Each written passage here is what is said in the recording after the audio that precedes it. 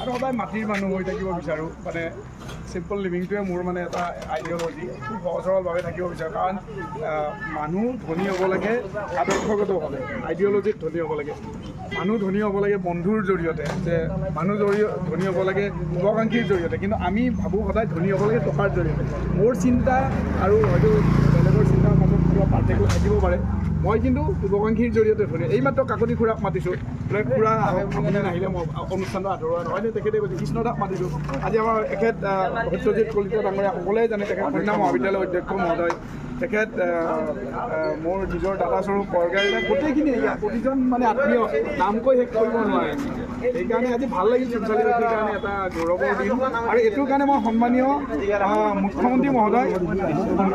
মই ধন্যবাদ জনালোঁ কাৰণ তেখেতে যদি আজি আমাক ফাণ্ড নিদিলেহেঁতেন এই কামটো নহ'লেহেঁতেন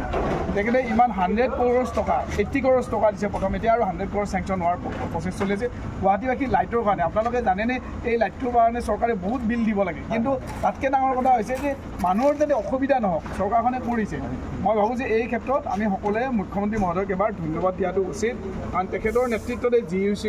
GUCL বুলি এটা কোম্পানী খুলি ইউটিলিটি কোম্পানী এটা খুলি এই লাইটৰ ব্যৱস্থা কৰিছে আমিতো নিমিত্ত মাত্ৰ কিন্তু তেখেতে কৰা বুলি আমি মানে তেখেতক আমি ধন্যবাদ দিওঁ প্ৰথম যদি ধন্যবাদৰ পাত্ৰ তেখেত তাৰপিছতে মই মিডিয়েটৰ বা আমাৰ পৰৱৰ্তী মহোদয়